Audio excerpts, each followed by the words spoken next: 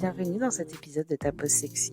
Je suis Anne-Elisabeth, ta coach en sexualité, qui dans chaque épisode t'invite à explorer ton intimité au travers de conseils audacieux, mais aussi de récits érotiques et captivants. Installe-toi confortablement pour plonger dans ton monde mystérieusement et merveilleusement érotique. Bonne écoute! Dans cette pause aujourd'hui, nous allons parler des sextos. Alors le sexto, c'est plus qu'un simple message. C'est vraiment un message sexy ou sexuel. Ça peut être un audio, ça peut être un texte, une photo. Tu peux vraiment utiliser tous les formats que tu veux. Mais en plus du contenu du message, c'est vraiment le côté inattendu, voire même impromptu, qui vient ajouter du piquant dans tout ça. Au final, c'est vraiment un super moyen indirect pour initier un rapport sexuel. Mais c'est aussi un super moyen pour garder le contact et la connexion dans ton couple quand tu es à distance ou même quand tu viens de te découvrir et que vous commencez juste à échanger. Le sexto, c'est une bonne chose pour pouvoir partager et notamment pour pouvoir partager sur ses fantasmes. En fait, tu peux vraiment l'utiliser un peu pour tout et à n'importe quel moment dans ta relation. Ça fait vraiment partie de ta sexualité et en plus, c'est ultra fun. Là, je suis sûre, tu es en train de te dire « Ouais, mais je sais très bien ce que c'est qu'un sexto. Maintenant, moi, ça me met hyper mal à l'aise. Je sais jamais quoi écrire, quoi envoyer, comment initier le truc. » Du coup, là, on va rentrer dans une partie où je vais te donner un peu des conseils. Et ce qu'on va regarder, c'est par type de format. Donc, on va s'intéresser aux 3 principaux qui sont le texte, la photo et l'audio. Qu'est-ce que tu peux faire? Comment tu peux mettre les choses en place pour que ce soit facile et que ça reste fun pour toi, malgré si tu as des petites réticences. Alors, on va commencer par le plus simple. Vraiment, le plus simple, c'est le format texte. Tu peux vraiment t'amuser par ce format-là parce que tu peux tout à fait envoyer un roman, un énorme pavé, une histoire complète. Ça marche hyper bien, mais tu peux aussi envoyer un truc ultra simple comme un « j'ai envie de toi ». Et en vrai, ça fait toujours la différence et ça fait toujours son effet. L'avantage du texte, c'est que tu vas pouvoir prendre le temps et de penser chacun des mots que tu vas utiliser. Et la personne qui va recevoir, elle va aussi pouvoir prendre le temps de te répondre. Mais aussi, ça va être plus facile, tu vois, si tu envoies un message dans un moment hyper impromptu, genre vous êtes tous les deux au boulot et toi tu décides à envoyer un message, l'autre n'est pas forcément dans une situation où il peut mettre des écouteurs, où ça est facile de regarder une photo, etc. Alors qu'un regarder un message écrit, c'est plus simple. Et voilà. Et du coup, c'est un petit peu moins engageant et moins compliqué, en tout cas, pour recevoir. Donc, franchement, le texte, ça reste quand même quelque chose de très simple. Et tu peux vraiment, vraiment t'amuser sur la longueur, le format. Tu peux même faire des phrases qui ne sont pas terminées.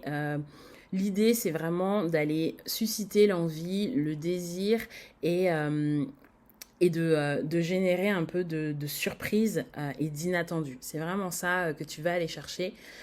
Donc vraiment, amuse-toi. Et aussi, ce qui est trop trop bien avec le texte, mais c'est vrai aussi pour n'importe lesquels des formats, c'est de jouer sur le moment. Tu vas pouvoir envoyer un texto, par exemple, aussi bien, comme je te disais tout à l'heure, quand tu es au boulot et que ton copain est au boulot aussi, voilà, lui envoyer un message à ce moment-là.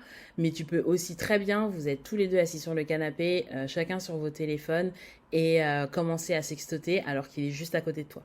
C'est en fait vraiment ce côté inattendu c'est hyper drôle, tu vas de recevoir un message de quelqu'un qui est à côté de soi, ça fait tout de suite la différence, ça fait tout de suite rentrer dans le jeu, et donc c'est vraiment ce que tu vas aller chercher avec ce type de message.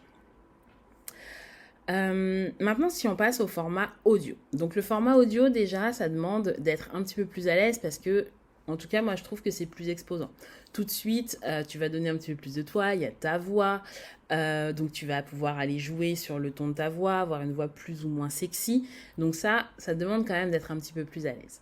En plus de ça, il y a un côté quand même qui est logistique. C'est-à-dire que toi, quand tu enregistres un audio, il faut que tu sois dans une situation où c'est possible, tu vois, même si de la même manière que tu peux envoyer des trucs très très simples en audio comme tu peux le faire en texte, l'exemple de tout à l'heure de se dire que tu peux envoyer toute une histoire ou juste un j'ai envie de toi fonctionne aussi en audio, mais l'audio te demande quand même une certaine forme de logistique.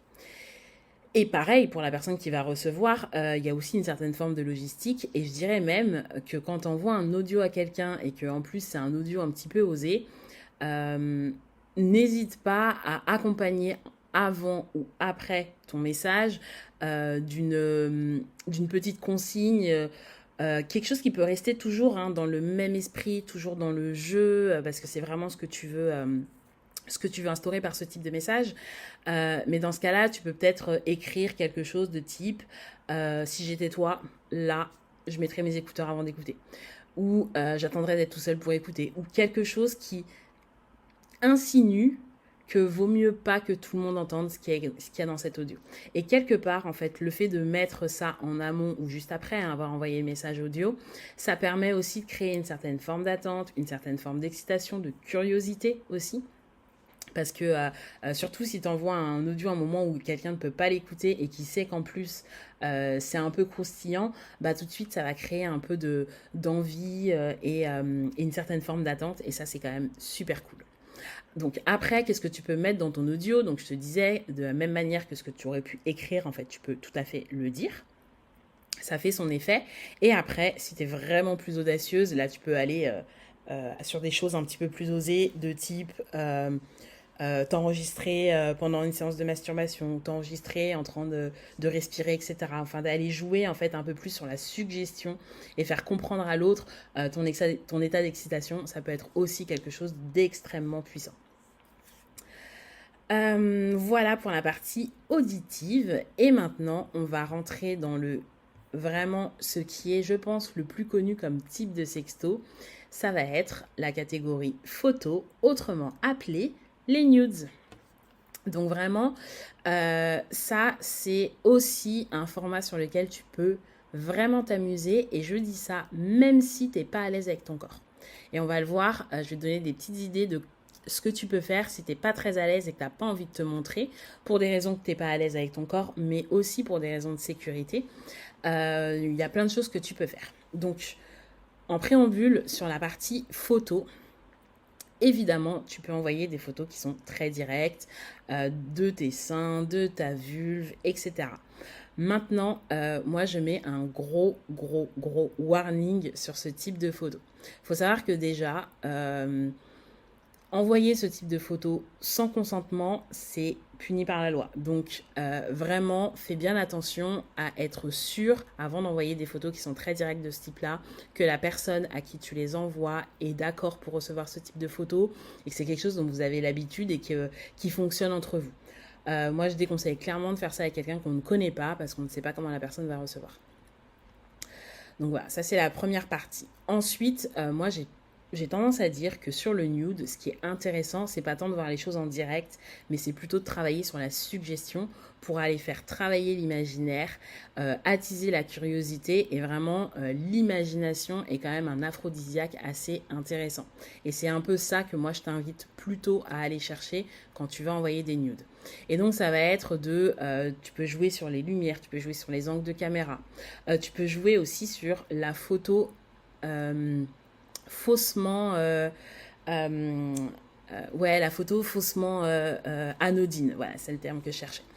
En gros, tu vas prendre une photo assez lambda, mais laisser un détail, vraiment un seul petit détail qui va faire passer la photo de je prends juste mon ordinateur posé sur mes cuisses parce que je suis en télétravail à la photo ouais mais j'ai envie de t'envoyer un signal.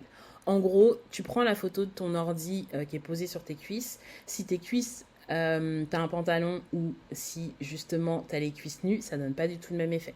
Si à côté de tes cuisses il y a un sextoy posé, ça donne pas du tout le même effet. Donc tout de suite, en fait, tu vas être dans la suggestion de quelque chose mais sans dire. Et donc c'est l'imagination de la personne qui va recevoir qui va faire que ton message va prendre toute sa dimension. Sur le deuxième truc sur lequel tu peux jouer aussi, c'est que par rapport à toutes les applications aujourd'hui qui existent pour pouvoir s'envoyer des photos, des vidéos, etc. Donc oui, je parlais des nudes et j'ai dit photos, mais après si tu veux aller plus loin et faire une vidéo, bien sûr, ça marche aussi. Mais parmi toutes ces applications en fait qui te permettent de faire ça, t'en as beaucoup qui te proposent de faire des photos ou vidéos à visionnage unique. Et ça, je t'invite vachement à utiliser cette fonctionnalité parce que ça te permet d'envoyer quelque chose d'un peu sexy, quelque chose de tendancieux et que la personne n'ait pas la possibilité de revoir et donc il va être obligé de t'envoyer un message en disant est-ce que j'ai bien vu ce que j'ai vu ou c'est horrible, ah c'est horrible, je voudrais en voir plus, etc. Et là tout de suite en fait tu vas rentrer dans le jeu parce que tu vas créer de l'envie et jouer sur la frustration. Et ça aussi, c'est quelque chose d'ultra puissant. Et tu joues aussi sur l'anticipation parce que ça peut être quelque chose que tu fais le matin parce que tu sais que le soir, vous avez une soirée ensemble et que tu as envie qu'il se passe quelque chose. Ou voilà, tu vois, c'est ce que tu veux aller susciter chez la personne qui fait que derrière, vous allez rentrer dans un jeu. Donc maintenant, si tu as envie d'envoyer des photos ou des vidéos et que tu n'as pas forcément envie de te montrer, ce que tu peux faire, c'est par exemple faire un striptease, mais au lieu de te montrer toi, tu montres les vêtements que tu as enlevés. Donc encore une fois, là, tu vas être dans la suggestion de quelque chose et c'est pas trop exposant pour toi si tu n'as pas envie de te montrer ou si aussi pour ta sécurité, justement, tu veux garder une certaine forme d'anonymat. Donc tu peux le faire avec des photos, tu peux le faire avec des vidéos, tu peux jouer avec des ombres, tu peux jouer aussi avec des lumières, tu peux jouer aussi avec des flous. Envoyer une photo floue de toi où on va distinguer ta silhouette, on va distinguer que tu n'es peut-être pas forcément beaucoup habillé, etc. mais sans trop voir. Tout ça, c'est des choses qui vont vraiment faire travailler l'imagination et qui vont créer de l'anticipation, qui vont créer de la frustration et qui du coup vont créer de l'excitation. Voilà pour les quelques idées sur ce sujet-là. Je finirai en te disant que ce que tu peux faire aussi, si tu es vraiment dans un couple où vous avez une routine, vous êtes un couple établi, vous avez des moyens de communication qui sont déjà bien définis, c'est de dédier une plateforme vraiment juste au côté jeu sexto. Comme ça, quand la personne reçoit, alors je dis n'importe quoi, elle va recevoir, vous avez l'habitude de discuter sur WhatsApp, et là tu lui envoies un messenger, il va savoir tout de suite qu'on n'est pas sur le registre de qu'est-ce qu'il y a dans le frigo, et plutôt là j'ai envie de jouer avec toi. Ça peut être aussi quelque chose à mettre en place de très sympa pour aussi renforcer un peu la complicité dans le couple. Voilà, je te laisse avec toutes ces petites choses à tester et n'hésite pas à me faire un retour sur ce que tu auras essayé, ce qui a marché, ce que tu as aimé. Et voilà, c'est terminé pour cet épisode. Si tu as aimé, n'hésite pas à t'abonner et à partager ce podcast à tes amis. Retrouve-moi aussi sur Instagram pour me dire ce que tu as aimé et dans ma newsletter pour plus de conseils. À la semaine prochaine!